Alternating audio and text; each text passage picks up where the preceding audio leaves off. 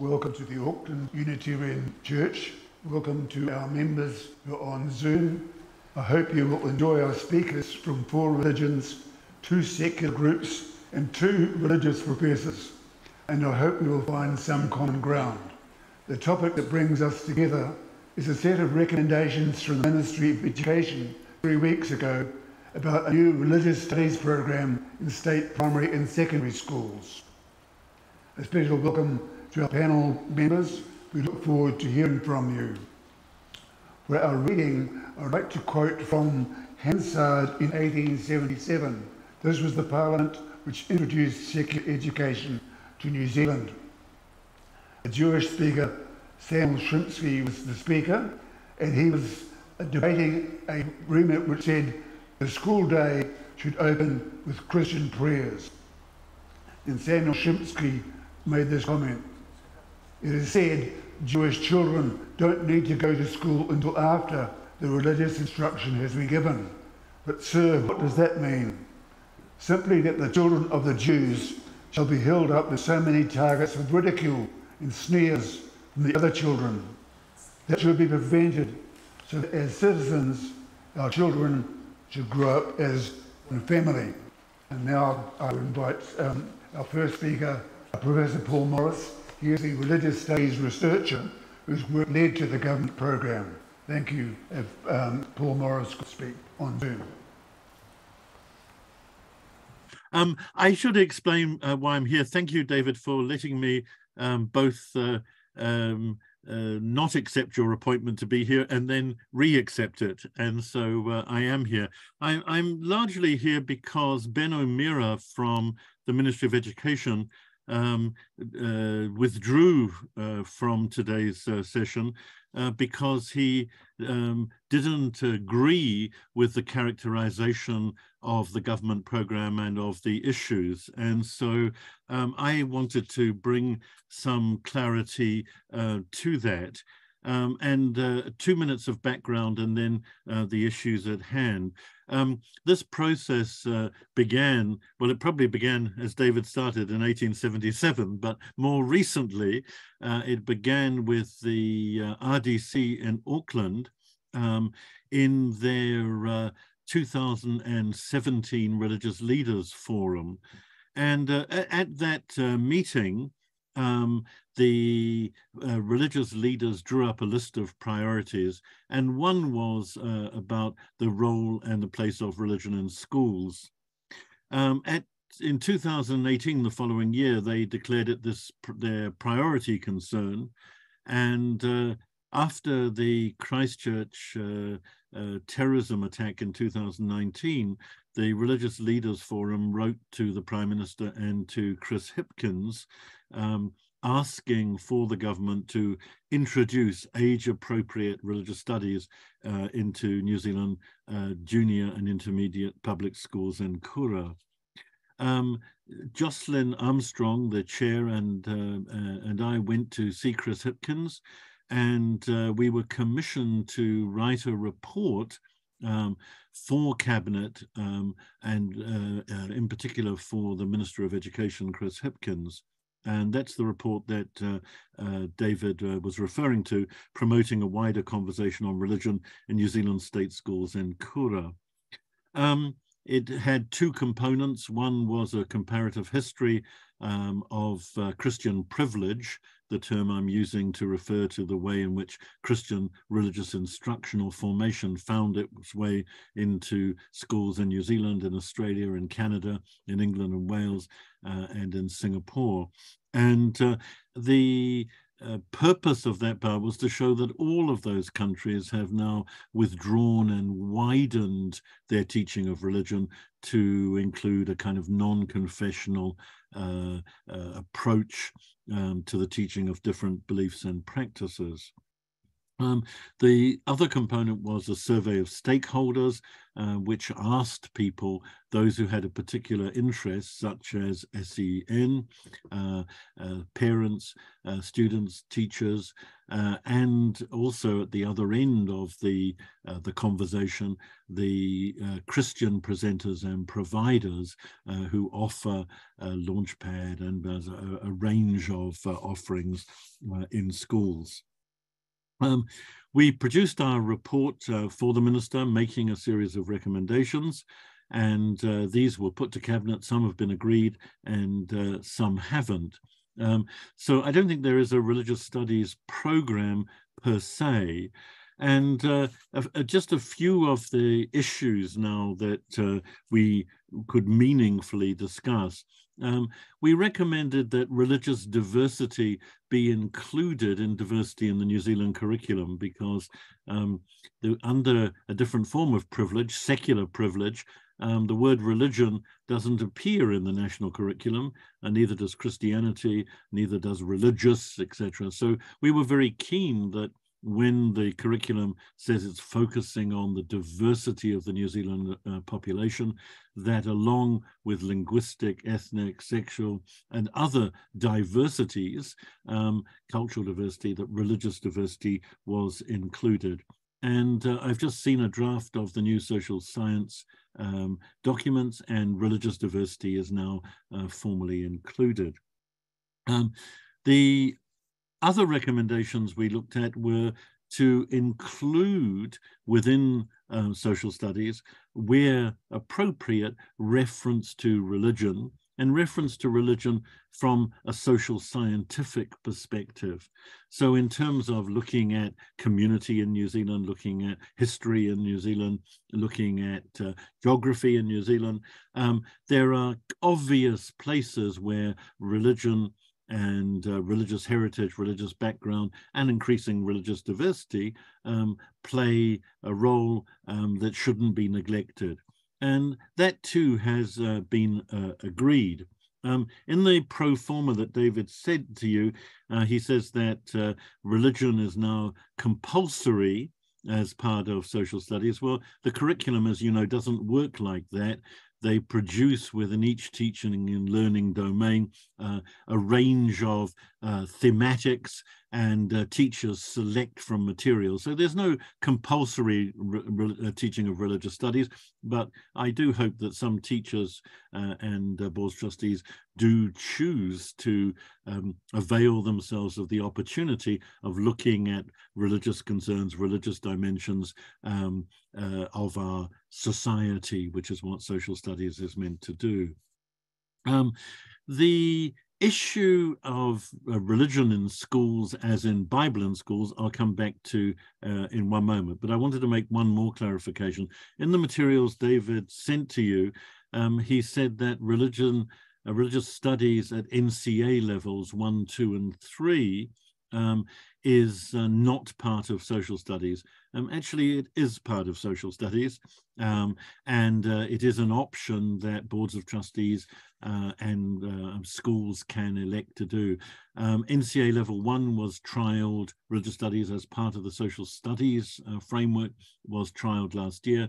Starting in February, starting the beginning of next year, NCA level 2 is being trialled. And the following year, we hope NCA level 3. It's a religious studies type approach. It's non-confessional. It's not Christian instruction or formation. And it has a New Zealand focus, and it's looking at religious beliefs and practices of a variety of different religious communities and traditions. The other thing, just on an update, is this will be the 3rd year of scholarship. And part of RDC's program and my agenda within that was to kind of normalize the study of religion in the New Zealand curriculum. So we hope that in social studies in junior and intermediate and at NCA level within the social sciences curriculum, and having it as a scholarship subject, the numbers have steadily increased over the 3 years so far, that religious studies just becomes alongside history or English, a normal part of the curriculum, looking at a normal part of New Zealand society. The specific issue that David has been concerned about is the Bible in Schools program, and that's a really more complicated issue. I tried to do an analysis of it historically, and if you have a copy of the report, it's available on the website, and I'm putting it on the RDC website too. Please read the chapter about that history.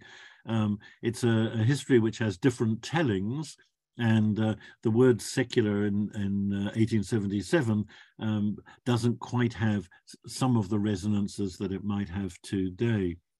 But on that question, there was very little opportunity or part of the brief, mainly because groups like SEN and other groups supported the 2020 law change, which transitioned parents being able to opt their children out of religious instruction to formally opting them in.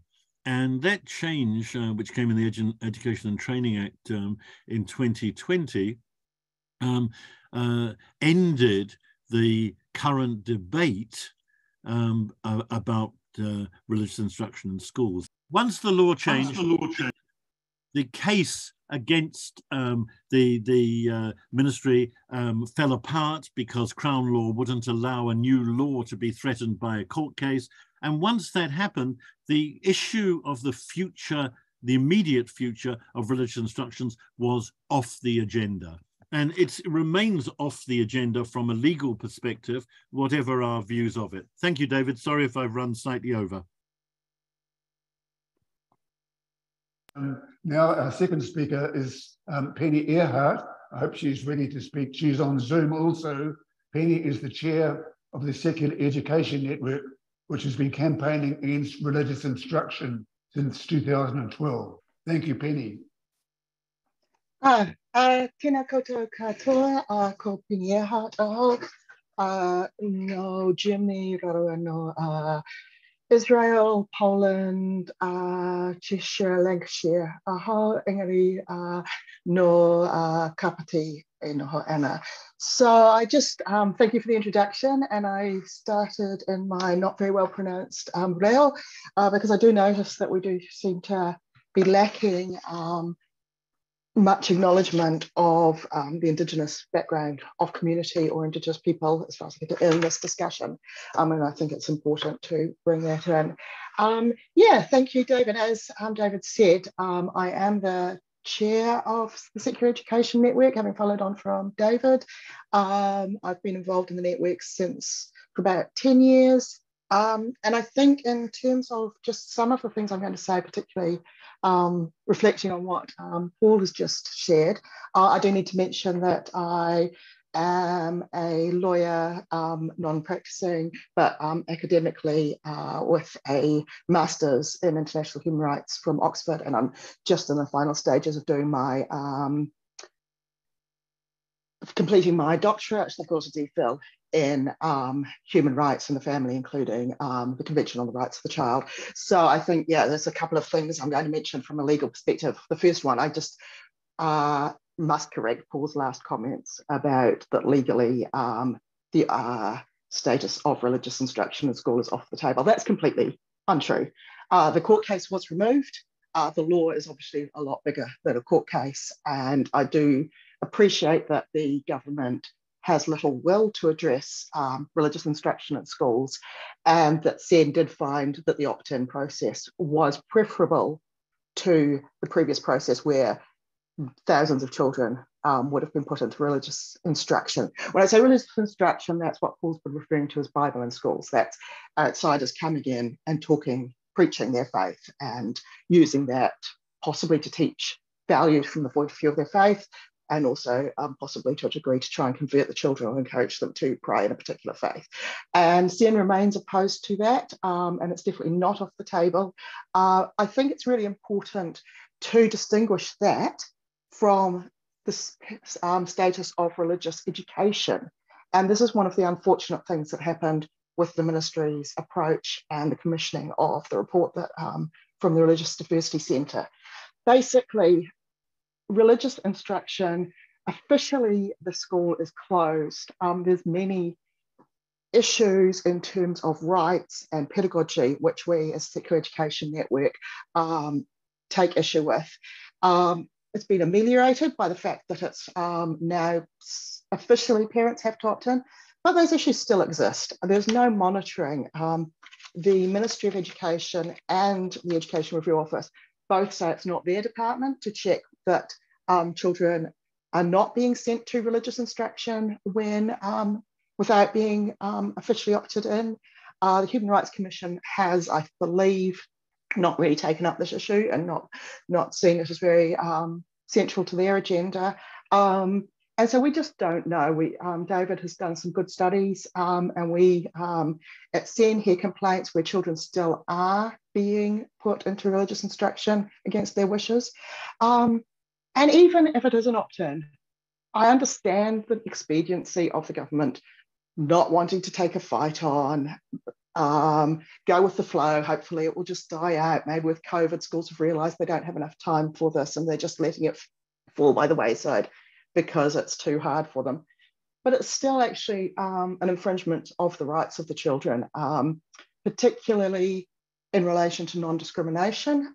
So all children have a right to non-discrimination. And if some children have to exclude themselves or are excluded from something, or even if children go into a session on the school grounds that looks like it's part of school, but is actually more akin to a religious service, and then come out and start telling the other children, your parents will go to hell, or things like that, that is discriminatory, and the schools actually have an obligation to address discrimination and promote equality.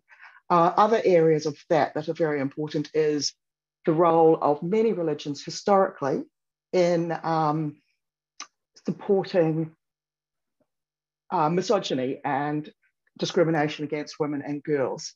And we don't know to what extent that allowing this in schools is allowing that to continue, which is also a breach of the government's human rights obligations. Moreover, those children who may be questioning their sexuality or gender identity are put in a very difficult position. And it may be for those children or for a free thinking child that they have actually got the developmental capacity to decide they don't want to go. And school, because we do have a legally secular education system, school should be a safe place for them. That even if their parents are not providing a safe place for them to think and to explore their sexuality and have their at home, they should be able to be safe from the stuff in school. Yet if the parent signs the dotted line at school, they can be sent to this instruction, as well as the parents being able to take them after school to, in the weekends, to services, Sunday school, prayer meetings, whatever else.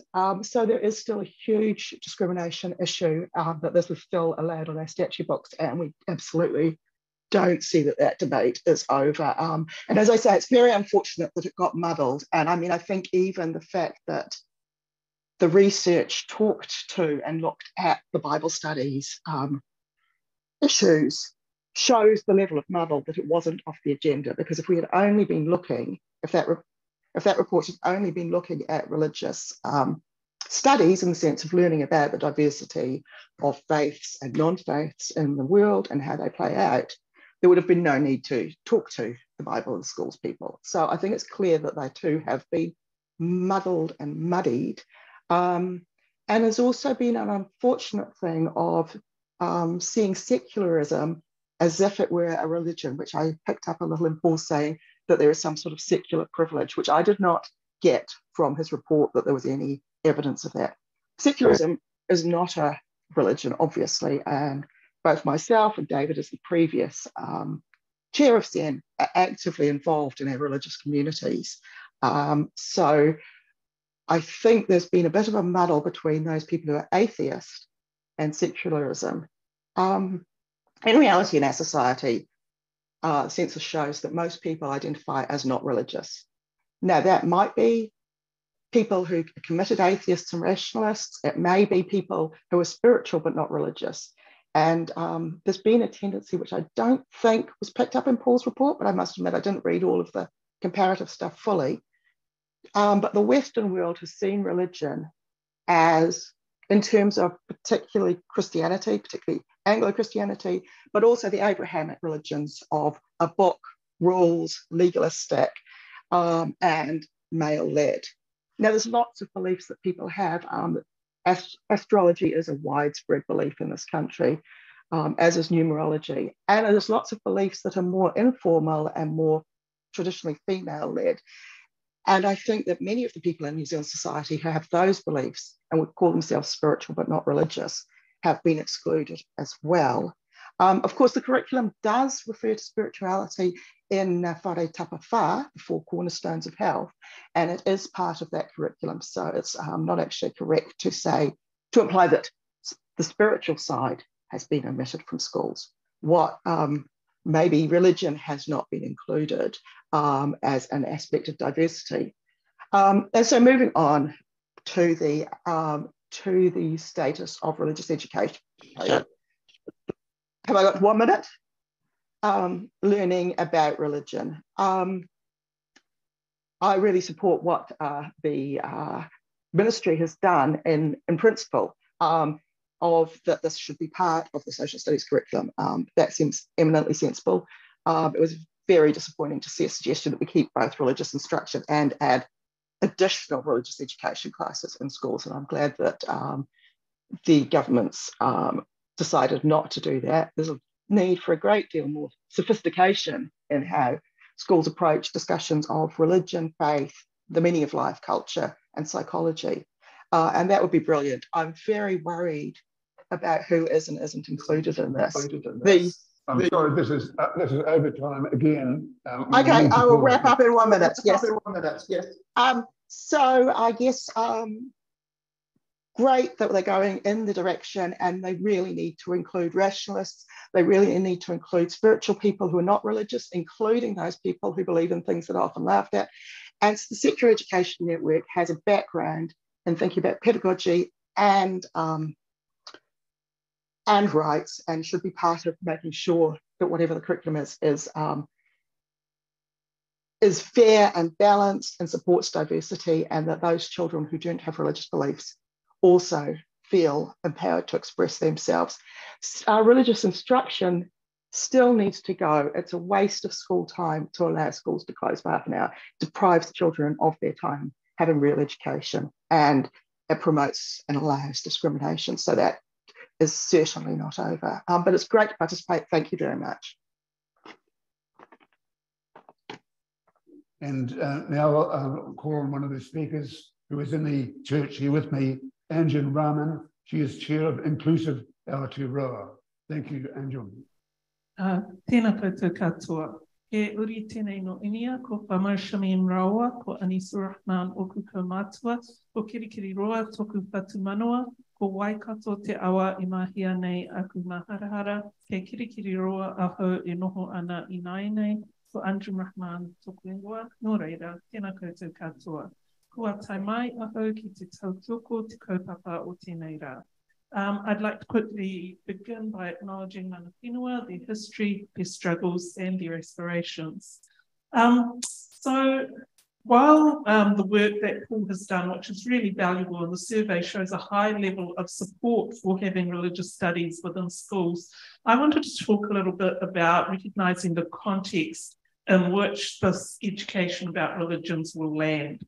Let's talk first about power structures. So we know the context of Aotearoa New Zealand after colonisation has been that there was no state religion. However, that religious life played a large part, and Christianity was the dominant religion. And this was not by accident. This was by design. There was strict immigration policies set and enforced by the settler colonial majority as they became a majority. And we saw these things through things like the Chinese poll tax, a white New Zealand policy. So it was once colonialists had power and the ability to pass laws and set policy and rules, that is how they designed this country to be. So in that context, the land is one where a religious community has had structural and institutional power, and that power continues to exist even though there have been large demographic shifts as outlined in Paul's paper. So in this context, we see that often the biggest resistance to change is from the majority community, and the question is how we make inroads into that. And where does the responsibility lie? In discussions around racism, of which I have been in a lot, I've often made the point that the burden of creating the conditions for change to racist structures, systems, institutions, and culture should not fall on those who are the victims of racism. It is actually up to those with the most power and privilege within the majority population who should be taking on that burden. And what it means then is a sharing of power, a sharing of resources, making space, and no longer taking that privileged position within society and not being resistant to shifting. And I recognise that this is a major shift, and it takes a lot of effort. And there is a lot of intersection between race and religion, and so that we see that the discrimination is greatest where the majority of the adherents of a particular faith are people of colour, and when they come from countries with majority non-white population. And then that gets tied into the anti-immigration immigrant rhetoric that is used to politically inflame and divide and create political power. And we've seen that across the globe. This is not particular to any country, race, or so on. This othering and this notion of people who are coming into our country and destroying our values and so on is very common and very politically successful. I want to quickly talk about the impact of being a minority religious group. And we have come through and are still in a very sustained period of Islamophobia that was not institutionally addressed, even though we were raising it at the highest levels. I'm talking about ministers, leaders of government departments, CEs, and so on. And we were raising it strongly and consistently. And there is plenty of evidence of the impact of this Islamophobia, which, when we look overseas, translates to violence like Chapel Hill, the Quebec mosque shooting, and so on. And in fact, this Islamophobia legitimised a whole war on terror that decimated Iraq, Syria, Afghanistan, and more.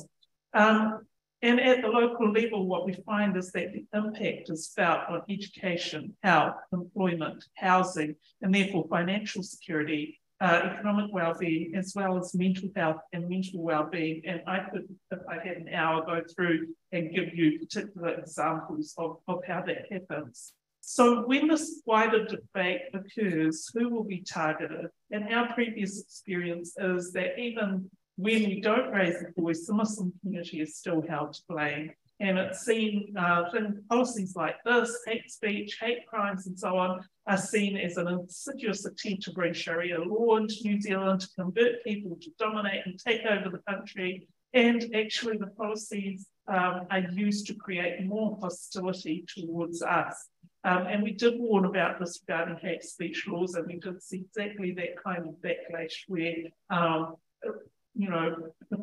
one particular religious leader, but others had used that to put out a press release to say this is the Muslim community trying to silence criticism. And we need to have an approach that will deal with this. I'm going to quickly move on to the protection of our school boards, because that is another state of power.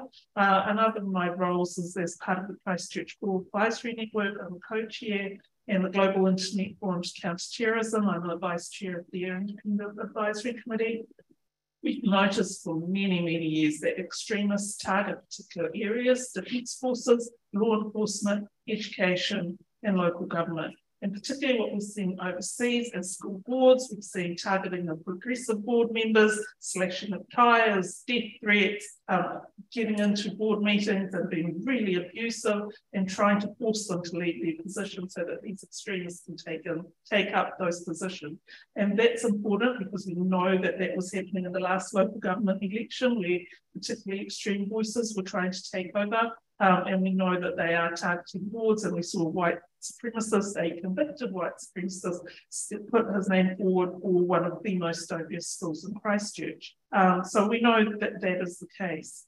We know there will be resistance from teachers and schools, that some of the Assumptions Council resources that were sent out to schools were returned to the ministry unopened.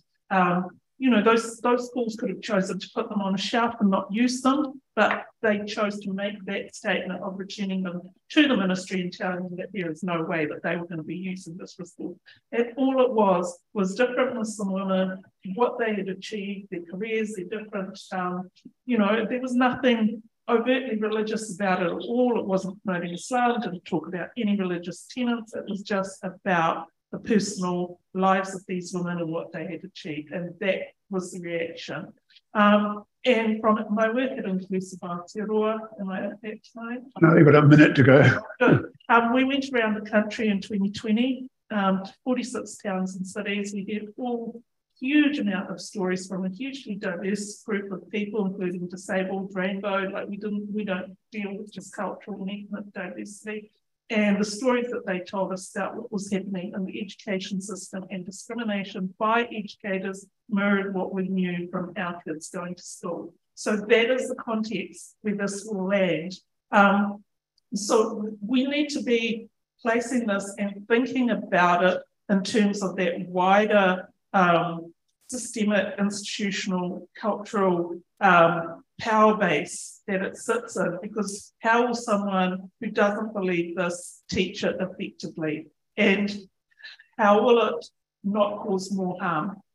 That's what we need to think about. I support the recommendations. I do think that public schools the boards should not be able to close schools at all. And I'm sad that they're shying away from that, because if people want that religious education, they can do it after school, they can do it in churches, or go to a school that isn't a public school and get it. So I'll stop there because I don't want to go over time. I'm happy to take questions later. Thank you very much, Anjum. And now another speaker from Zoom, David Zwartz. He is a former chair of the New Zealand Jewish Council, and his name was recommended to me by the Jewish Council. Thanks, David.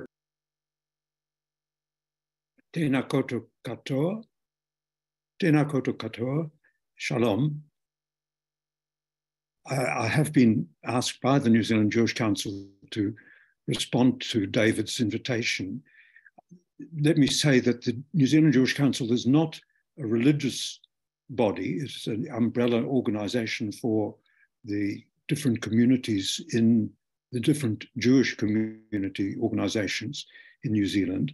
So I should then give you some short explanation of what the New Zealand Jewish community consists of and how it sits within New Zealand society. First of all, referring back to Anjum's explanation, I think we have a great deal of affinity with what she has said, but we represent a much smaller part of her concerns, simply because we are a smaller community, and also we are not distinguishable by physiognomy, by skin color or other aspects. That's one reason for that, is that the New Zealand Jewish community is an old one. The first Jews came to New Zealand with the British colonial invasion or immigration, and they looked like the English and Scottish and Irish people who came at that time, and there are in fact very few Jews of colour living in New Zealand. So in that respect, we have been able to not intentionally, but it has so happened that we have not been discriminated against on the same grounds that Anjum explained for the Muslim community, and which also exists, of course, for other communities of colour in New Zealand, including the tangata whenua, because we cannot avoid this discussion about religion in schools, as Anjum has said, without confessing to the very strong racism on the part of a large number of Pākehā against Maori people in New Zealand and the situation of Maori in New Zealand society.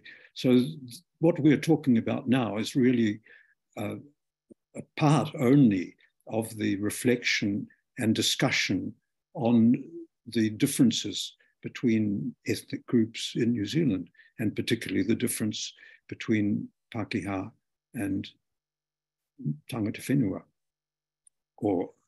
So New Zealand Jewish community, being small, has not suffered to the same extent as some of the other religious communities. When I say we're small, nobody knows exactly how many Jews there are in New Zealand, because unfortunately the census has a sort of ambivalent question on religion and ethnicity, which people answer in different ways. For instance, observant Jews say so, but Jews who are not observant, that is to say they're not members of a Jewish congregation, do not necessarily say that they are Jewish. And in terms of ethnicity, it's not clear whether Israelis are regarded as Jewish or not. So we don't know the exact number of Jews in New Zealand.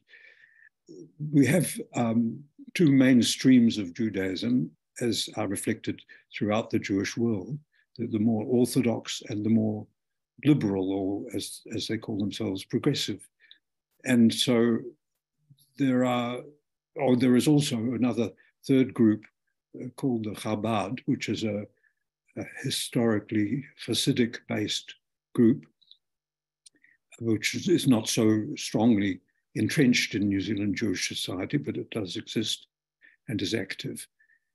And the number of Jews in New Zealand, as I said, has always remained small, but has been fairly prominent within New Zealand Jewish society. And as Jews, we feel that we have made a very significant, worthwhile contribution to New Zealand society as a whole, over a whole large area of activities such as politics and medicine and farming and science and education and philanthropy and the arts. And in that sense, we feel a strong part of New Zealand society, but at the same time, we are discriminated against. And if I can be personal, when I was in Standard 2, as has been described already this morning, I was told by a volunteer Christian speaker in school time, in class time, that I would go to hell because I was not Christian and did not recognize Jesus as the Redeemer of world society. So I know these things from personal experience and other examples of anti-Semitism during my school life, but things have changed. Many things have changed, as well as the definition and attitudes towards secularism, which has already been discussed. And now the main discrimination within the education system is against Jews, not as followers of Judaism, but as Jews in the sense of the definition of anti-Semitism, which is very old. It's been going for 2,500 years. It has been called the longest hatred. It has changed over those years. It started as a religious antagonism. It has morphed with changes in world society over 2,000 years through different forms of racism. Now it seems to be linked very closely to anti-Israelism. And we have cases, the New Zealand Jewish Council is asked fairly regularly to look into cases where there is antagonism to school pupils on the basis of classical anti-Semitism, the old stereotypes of people with large noses, you can tell maybe, and people who are fond of money, and people who are trying to dominate the world through control of the media, through control of finance, through whatever you like to see as detrimental to society, the Jews have been accused of. This culminated in a horrible episode of world human history, the Holocaust. And it was very, very dispiriting and unhappy to see during the protests at Parliament that these old stereotypes were brought up again, and with particular emphasis. Beg your pardon? And with particular emphasis on the Holocaust and anti-Jewish symbolism related to the Holocaust, such as the use of the Jewish star and the other stereotypes which I've mentioned. So how did the New Zealand Jewish community respond to David's campaign and perhaps the broader campaign of the SEM? I should say that the New Zealand Jewish Council, not being a religious body, sees it as somewhat objectively, I think, in relation to the state of New Zealand society, and does not particularly like the idea of schools being able to close, largely to satisfy the aims of a particular religion within New Zealand. And that aspect of what Paul has said is not actually necessarily now part of the legal system of New Zealand, but that has been contested. We see that as an attack on human rights in New Zealand and something that should not be allowed. But as regards school pupils being discriminated against because of the religion that they or their parents follow, that is not a major part of what Jews have suffered in New Zealand in recent years.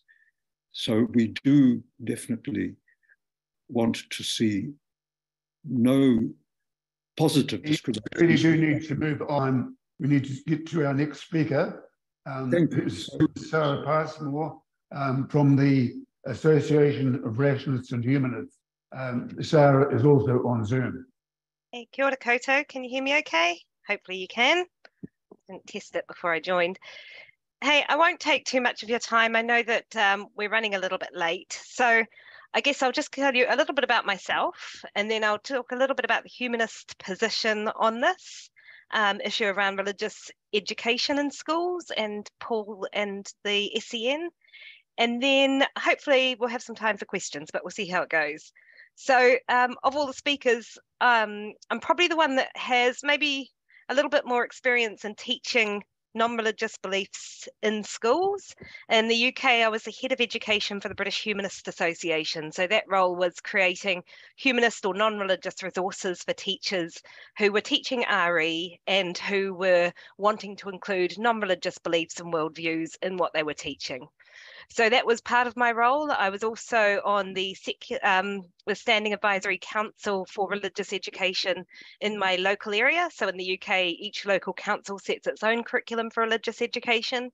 Some of those groups include non-religious people and include non-religious beliefs and worldviews in their curriculum, and then some are pretty resistant. So the British Humanist Association did do a lot of work to try and include non-religious people in those organisations, and also provided support to teachers in how to include non-religious worldviews in the curriculum and in what was going on in school. As part of my role, I also was on the Religious Education Council for England and Wales, so working alongside lots of people who are interested in education from multi-faith and multi-belief backgrounds, and was on the Faiths and Beliefs in Further Education Forum, which looked at the same thing, but in tertiary and higher education. One of the things that I did when I was at the British Humanist Association was I trained school speakers, so worked with non-religious people. I think they've got about 300 trained school speakers now, who will go into classes or go into schools and present their beliefs and values, or work alongside teachers so that they can include those beliefs and values in lessons. I also convened a national conference for teachers who were looking to have ideas for including non-religious beliefs in schools, and about 150 teachers came from across the UK to learn about that and to learn about the curriculum and how religious education fits into the curriculum. So there really is, from that example, a want and a need for teachers to understand how to include lots of different beliefs and values in lessons, and actually to make those lessons meaningful. So what I've picked up from our conversation today is that we're all here to pretty much discuss the same thing, which is around social cohesion. And we're hearing a lot of that from those speakers about how by having inclusive religious education in schools, by having an inclusive curriculum, by stopping religious instruction and focusing more on that comparative religion and beliefs education, that will increase social cohesion. For me, I think that religious education is only one piece of that discussion. And actually, the real focus should be, what do we put into the curriculum that means that our young people will know how to make positive choices for themselves? How should they treat others? How do we make ethical decisions? And what frameworks do we use to make those ethical decisions in? So it's not just about teaching about this person believes that, this person believes this is a history of that, this is a history of this. It's about asking some of those really big questions. So non-religious people can add to that conversation. And I've seen examples of that across a range of different age groups, from 6 and 7-year-olds talking about, whether it's okay to steal and having conversations about that, to kind of 16, 17-year-olds talking about the ethics of abortion or assisted dying. And we've seen those public ethical debates really dominated by religious groups, but actually non-religious people have very strong views about it, and also varied views about it. So we need to be able to have healthy, robust discussions and also know what position we're having those discussions from. I think if religious education is only delivered with the view of delivering religious education and not religion and beliefs education, there could be an implicit assumption that everyone has a belief system, and that misses the opportunity to think really critically about some of those beliefs that people have. And I think we need to address that in religious education, because although it may be addressed in other subjects, I think that belief system really informs how we act and how we behave in society and the sorts of views that we hold throughout our lives. I think if we only include religious people in setting that religious education curriculum, we'll fail to cover adequately the harmful aspects of organised religion, and there are plenty of them. So I think having non-religious people included in that conversation means that we can talk about that openly and fairly without shying away from it. Comparative religion and beliefs education is inclusive. It does promote secularism, and it promotes an understanding that we can address societal and cultural issues and the threats caused by ideologies and by religious extremism. And I think that's something that we need to really think about, is how do we include beliefs and values of all New Zealanders, not just religious New Zealanders. And one of the things that I'm really particularly concerned about is Māori beliefs and values in this discussion, because quite often they will have Māori Christian beliefs, but really miss out on those Māori spiritual beliefs. And actually those Māori spiritual beliefs are really informing some of our policy. So we're seeing it when we have rivers and mountains that have personhood status. Actually, we really need to interrogate that. Or recently in the legislation, in the courts, where a person who was deceased had their convictions quashed. So without thinking about non-religious beliefs, I think it would be really lacking in that religious education curriculum. But one of the things that the non-religious groups have is a lack of funding to be able to develop the resources that teachers will deliver themselves. So if we do look at embedding this curriculum subject and providing resources to teachers, they will teach what they have available at their hands. So if there's money for developing resources, if there's conferences that are being held, we need to make sure that non-religious people have the opportunity to contribute, but also have the resources to be able to contribute meaningfully. And yeah, that's my soapbox. So thanks so much for having us on today, and I will hand back to the room. Ka kite. Thank you very much, Penny. And now, thank you also for being brief, a minute short of the allowed time. Now it's my pleasure to welcome Peter Lineham, a professor of religious history and a regular commentator on religious issues. He is also a Christian, the only Christian on our panel. Thank you. Thank you. It's a privilege to speak to you today on this subject.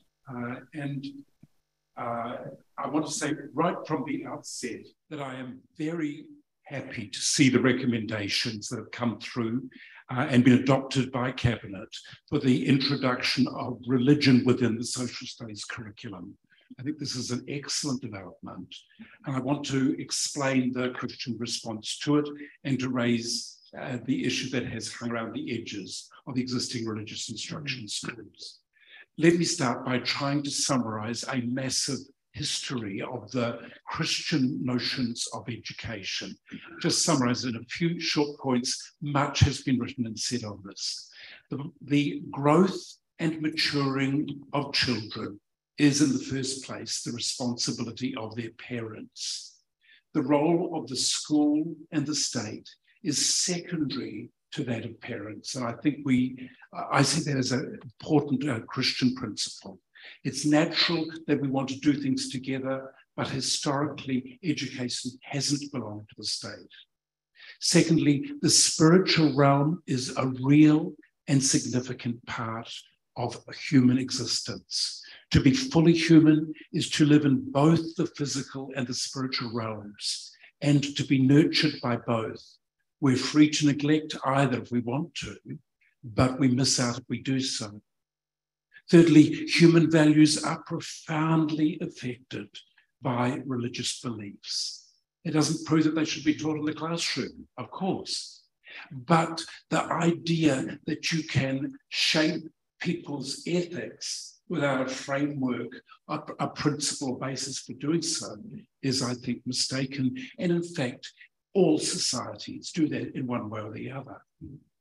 Fourthly, although the Christian church has a long heritage of being bullies using their power within the state, this is not the position of Christian churches today in many states. And in fact, deeply rooted in current Christian practice is a belief in the human right to freedom of religion, including the right to have no religion.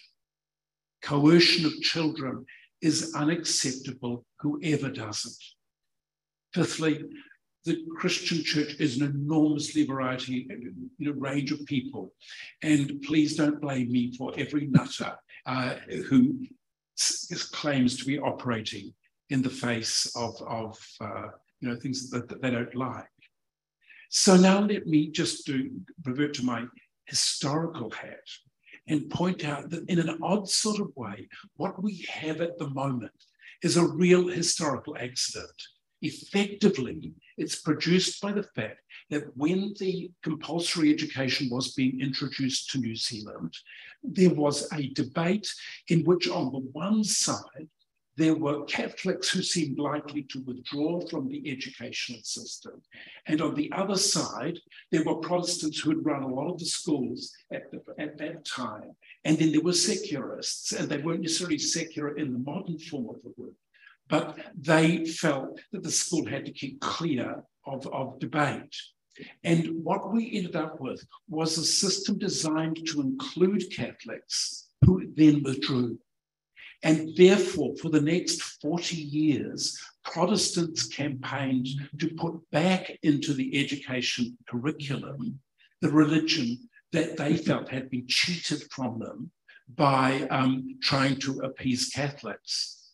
Now, of course, we've now come a strange circle, haven't we? Because since 1975, Catholic schools with the right to have religious education in schools have become part of the school system as integrated schools. And since then, quite a number of other schools have joined in the integration system.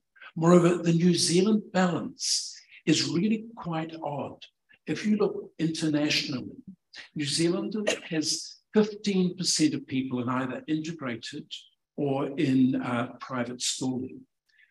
Most of the integrated schools are either Catholic or Protestant schools. Most of the non-integrated schools are Protestant schools. So that's 15%. In Australia, remember that sector is 30%.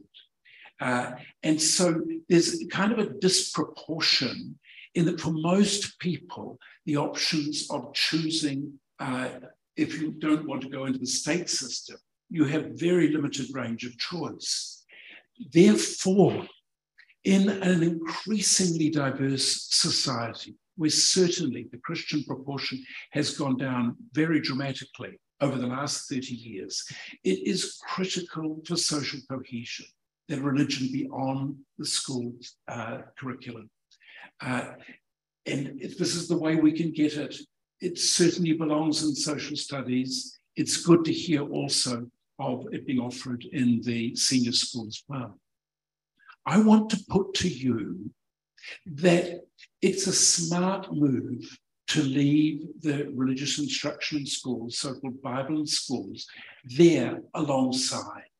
I want to suggest this on 3 principles. Firstly, since 2020, parents opt in rather than opting out, and therefore nobody is coerced to be involved in this program.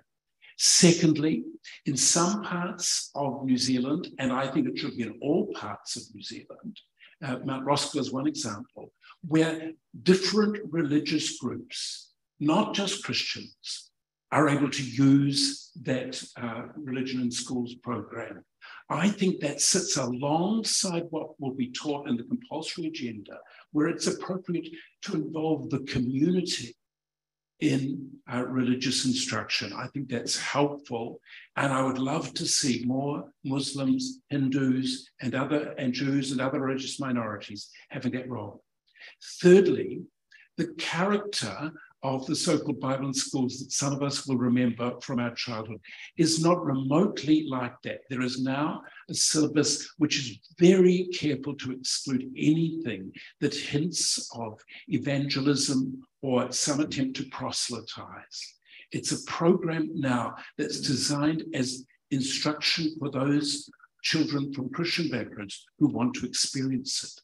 So sitting this alongside the instruction for religious harmony and diversity, which is so valuable in our social studies program, is, I think, I mean, I'm not going to die in that, I will not die in the ditches if religious instruction in schools, the voluntary one, vanishes. But I don't see it as the big bogeyman that has been suggested. I see it as a helpful and useful addition which can actually do a great deal to bring schools and their communities together.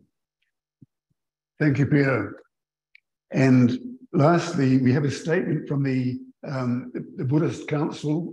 Their chair is Robert Hunt. He couldn't have been later in getting the material to me. He phoned me this morning and said, we're going to meet today to discuss this statement. So they've spent the last hour while we've been talking, they've been writing statements, and it's just arrived. There are many forms of Buddhism and a wide range of countries and cultures of origin with the Buddhist practitioners. We hold in common the main teachings of the Buddha. As a context, we would like the following to be understood. There is no injunction in Buddhism to convert those of other faith or non-faith, nor any reason for compelling anyone to experience the practices that are the centre of our religious life. We believe that folk who engage in their own sincere inquiry into the nature of the mind and the heart may seek out the Buddha's teaching if that is their leaning. We do not support religious instruction in schools. Buddhist young people are likely to feel isolated or alienated if they have to decide to attend or withdraw from religious instruction held while the school is closed. We acknowledge that Christianity has the largest support base of any religion in Aotearoa, New Zealand, but it does not follow from this that those of another faith or no faith should be required to attend classes or assemblies where prayers to the Christian God are offered. We have no objection to the invocation of good values and support, prayer or karakia in universal forms to create unity and shared aspirations for good. Turning now to the question of religious studies in schools, in principle, we support dispassionate and informed teaching about the diverse religions practiced in Aotearoa. However, we question whether religious diversity is being taken seriously in developing the curriculum for religious studies. We have had no contact from the Ministry of Education or anyone else about the religious studies curriculum in schools. Our first concern is that our religion is not misrepresented. We would rather that religious studies were not taught at all and taught by teachers not capable of properly answering the questions that arise for students learning about the teachings of the Buddha. For this reason, we can appreciate that the process of developing even-handed and sensitive education must be given proper investment and time. We have repeatedly raised with senior members of our government our concerns about a large blind spot in understanding the role of religious diversity. Government agencies and officials repeatedly and reductively describe faith communities in terms of ethnicity. Lost in the simplistic description is how faith practice is central and unifying for the identity of faith communities. What is the point of greater interreligious understanding for society? What challenges in daily life are faced? Our Buddhist faith images are regularly put at the foot level or treated as variants of garden gnomes or appropriated by raves as symbols of drug highs or decapitated heads of Buddha used as trophies and decorations. We do not believe this significantly defines our faith. The truth of our practice is internal and enduring. However, it is disrespectful and misleading and degrades wider social cohesion. We would appreciate some basis in education for greater respect. As a Buddhist, we regularly face these things. I recently used the toilet in a New Zealand restaurant and found the Buddhist image painted above the system with a crude slogan. I politely pointed it out to the proprietor as offensive, but did not go public. As a non-theistic religion, we can easily understand atheist and agnostic perspectives. We believe their views deserve consideration in religious studies and any education that supports wider empathy within a pluralistic society. We support a broad level of religious studies being included with social studies. We support high schools having an optional standalone subject of religious studies starting at year 11. In our view, religious matters are sensitive and appreciation and tolerance cannot be cultivated if there's any element of compulsion. Thoughtful comment written in the last hour or so. Thank you very much, everybody, for your comments. Since we're over time, I will suggest we don't have the step of inviting the speakers to comment on each other.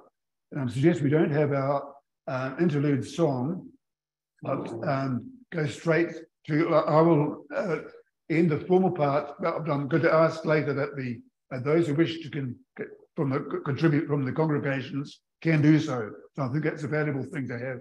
But first, we have our traditional candle lighting ceremony for Unitarians, some of which I think may be appropriate for others as well. Repeat these words, Unitarians, if you like to do so. We extinguish this flame, but not the light of truth, the warmth of community, or the fire of commitment. These we carry in our hearts until we are together again. And we omit the song that is there, a lovely song about sharing each other's hopes and wishes, but we don't have time. And so now I'd like to throw the question open to members of the floor. And could you start with the members who are here in the church? And I will, if the first couple of speakers who would like to question will come and sit here, we'll pass the mic over to you. Peter, if you pass me that mic. Is there anybody who would like to make a comment or ask a question from those of you in the church here? you can just repeat my question. What has just happened? Because I'm not aware of the change in the last few weeks. You can just ask. Sorry, you could have the mic. I couldn't hear you. What has changed in the legal situation? Because I'd like an update. Okay. The legal, did you arrive late? The legal situation is that Ministry of Education has, I shouldn't be talking on too much. The Ministry of Education has come out with a plan for religious studies in state schools. I received a copy of that 3 weeks ago and invited these people to comment. So that's where we're at legally. This new religious system has already started being trialled. Any other questions from this congregation in the church? I throw it over then to the people who are on Zoom. Are you going to give us a chance? Oh, sorry, would you like to come forward?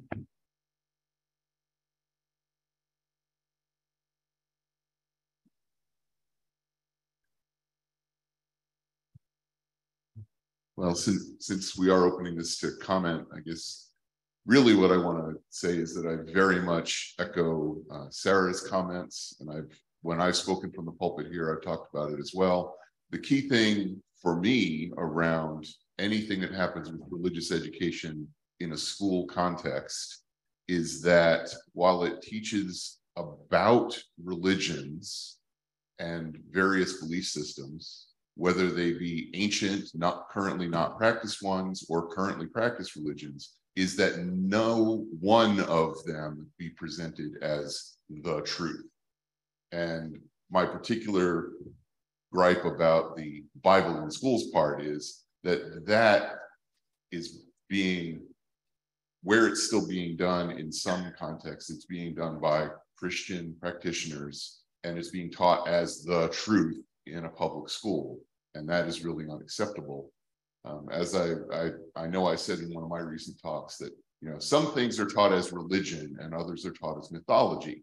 If you happen not to believe in any of them, they're all mythology and they all have the same status, and they need to be taught that way in schools. Elevating any one belief system as the truth is unacceptable. Thank you. Are there any comments from the people on Zoom?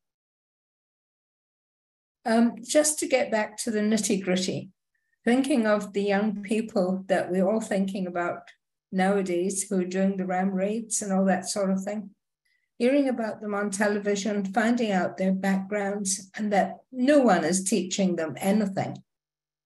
I'm wondering just where we get the basics back into the homes. If the parents are not teaching them right from wrong, giving them values, I asked myself, I'm turning 86, so I've got a long way to look back to my home where I learned a lot, to Sunday school and church, Bible study. I got it all from there, which is a strange thing for a Unitarian to be talking about, but it's the truth. So if children are not getting it at home, from Sunday school or church or reading the Bible, where are they getting it from? I think that's the question. It's all right it's very good being open-minded for us adults to talk to each other and use our intellects. But this is the nitty-gritty. We have to get back to this. Thank you. Would you like to respond? Yeah, I do think it's quite important to respond to that. You may have seen someone did some data work on crime, which shows that the crime rate, including youth crime rate, has fallen substantially from 2013 to today.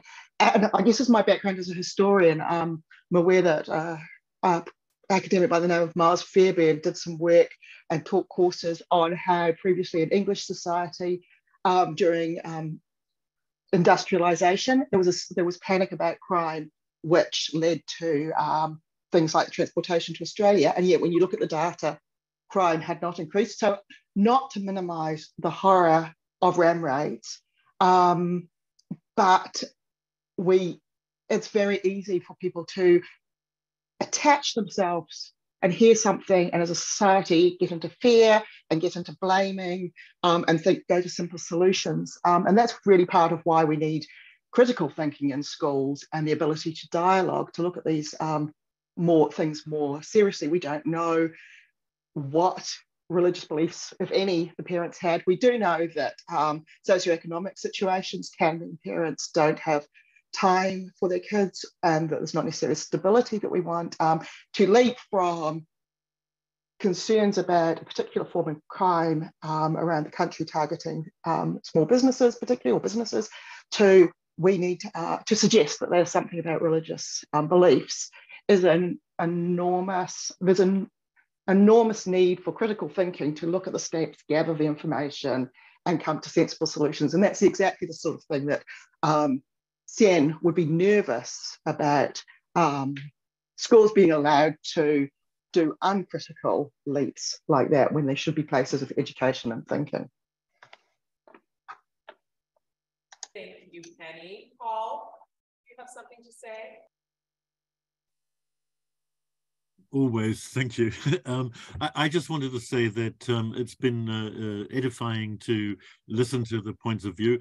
The report can't say everything and for everybody, but what is significant is that the between now and 2026, they are shaping the social science curriculum. And if you want input, this is the right time to have input about religious and non-religious points of view, etc. So there's a real opportunity to have your voice heard with the curriculum people at the ministry, and for your viewpoints to find your way into the curriculum framework for social studies. So in that sense, there is a positive opportunity.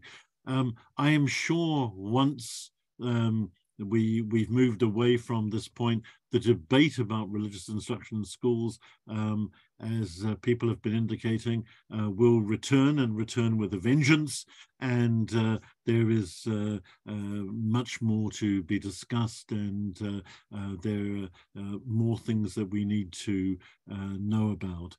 So in that sense, I want us to be positive, to do exactly what we hoped would happen, and the minister hoped would happen, that there would be conversations, broad conversations, and that this would be the beginning of a process, or this stage in the process, rather than closure. So there are real opportunities for there to be positive inclusion of materials, and to be involved in the shaping of the New Zealand curriculum for the next generation. Thank you.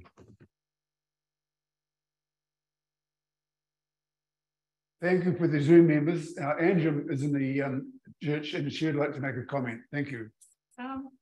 Yeah, I did want to respond to one of Peter's points around, you know, and I really appreciate what you've said about having other religions come in and so on, but the problem is the capacity and constraint issues, and Mount Ruskell is certainly not by any means representative of Aotearoa New Zealand. And so what they can do in Mount Ruskell, because of the population base and the resource base within that community, when we go across the rest of Aotearoa New Zealand, that capacity isn't there. And particularly, you know, I'd like to speak to David's community, who is much smaller. Our capacity and ability to turn up at all schools and deliver is just not there in terms of the resourcing that we have within our communities. And I think that's where this conversation around power and privilege and structural and cultural things, we need to be moving into that space so that we can recognise these imbalances and think about how we address those. That's what I want to say. Now, Peter Lineham again. Yes, actually, I think the state should assist the minority religions to be facilitated, to take part in that religious instruction. I think that would be quite a creative way in which, I mean, Christians don't need that assistance. There's plenty of them around who are willing to do it. The critical thing with them is keeping them to the syllabus and ensuring that the Launchpad syllabus, and Launchpad is doing work now to make sure that people don't veer off on their own little agendas. But it would be, I think there's real potential for more to take place. I want to come back and say that we've got to recall that the religious studies that's being put in the primary school is only in the social studies agenda. So it has to fit the themes of the curriculum, which is set for each year.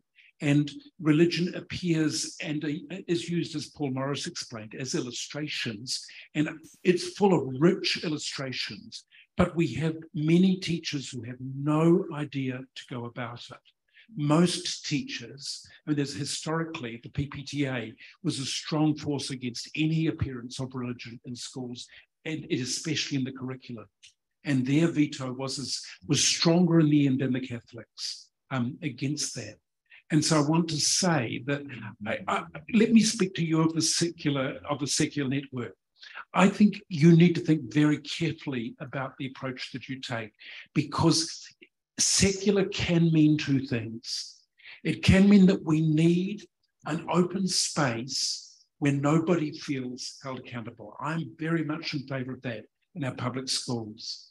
But I think there is very easy for secular to be used in an intimidating way against other religions, and I think increasingly, as we saw in some of the comments, not so much today, but about Māori spirituality in schools, there is actually a very interesting Indigenous awareness of spirituality emerging, and the secular network tends not to like that, looking at their website.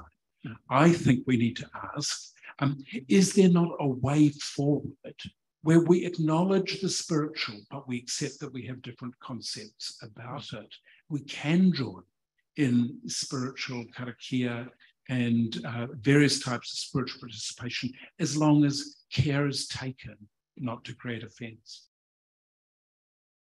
Yeah, look, I would like to clearly say that we have had a lot of good discussions in the Sexual Education Network about Māori spirituality, and in fact we've long said that we and promoted the use of secular karakia.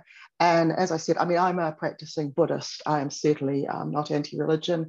I recognise the value of the faith of my parents, the value of the faith of my grandfather and his partner and siblings, who were anti-fascist theologians and had to flee their country, and one was imprisoned for their beliefs, and they were informed by Christianity in that. I think it's completely wrong to say that secular educational people are opposed to religion or discriminated. We do know that the power structure is that the Protestant religions have had power in New Zealand. And although that is a minority of the people of New Zealand, those power structures still exist. And that has a lot of consequences for religious minorities, people who don't have religion, and also for girls, because the Bible, in its tradition, in its literal form, is incredibly misogynistic, as in the translations and in the teachings of Paul, and the homophobia in it. Now, I know there are many Christians who don't have those beliefs, and I love, my best friends, some of my best friends are Christian. We're not saying anything about that, but it's completely wrong to say that we're anti-religion in society as an organisation. That's not what we're about at all. We are talking about the secularism in schools, and we're really aware of the definition of secularism and don't need to be told what that is. Okay, just a very quick comment. I've been quite upset recently. I really admire the Māori spirituality and their place in our tangata whenua, but it's the mix of Christianity and Māori culture that I question. Thank you, Bill. Well, it's very difficult to sum up where we've been. I began by hoping that we would reach a consensus, and we didn't in so many words. I think we did recognise that there are parallels. I can identify with all the things that Rahman is saying. I can identify with all the things that Robert Hunt was saying. And so I think there is a number of people. I think there's wide support for religious education. I didn't see anybody actually opposed to that. so long it was including non-religious views. I think we have a consensus on that. We have a difference of opinion on religious instruction, but I think the only two people who were supporting that were Peter and Paul Morris. So I think you can say only the Christians want religious instruction, and that's a good reason why it shouldn't be there at all. But thank you very much, everybody. And finally, just machinery-wise, I have circularized all the people here saying that we may follow this up in future to see how you're getting on with this. I'd be interested, for instance, if Anjum, who supports a similar position to mine, whether she's going to pass that information on to Fianz, for instance. I'd be interested to know whether the Jewish Council would support what David Zwartz was saying. So I would just like to check the panel members in a month or two's time to see if anything has developed. And if it is, I'll share it around, and if it isn't, I'll quietly forget it. But if you'd like to follow up, be on that follow-up list, send me. It's on my email address is on the sheet which the in-church people have. The others, they can look up my web address and find my contact address. My web address is wesleyschair.net. So anyone wants to contact me, that's how they can do it. And for the in-church people, if you'd like to donate to the Unitarian Church, the number is on your sheet. And if you'd like to donate to my lobby fund, it's on the sheet there. I would use that fund mainly to get to people who have never got a voice in anywhere, the people who are not belonging to any group. It's hard to get their opinions except by a public opinion poll. And having done such a poll, I can say they're very expensive, but also they do the non-religious people are not greatly different from the rest of us. Most of them favor religious instruction, religious education, and most of them are not wildly opposed to Bible in schools either. They're not very worried about the subject. But thank you very much indeed, everybody. It has been an enjoyable time. Thank you.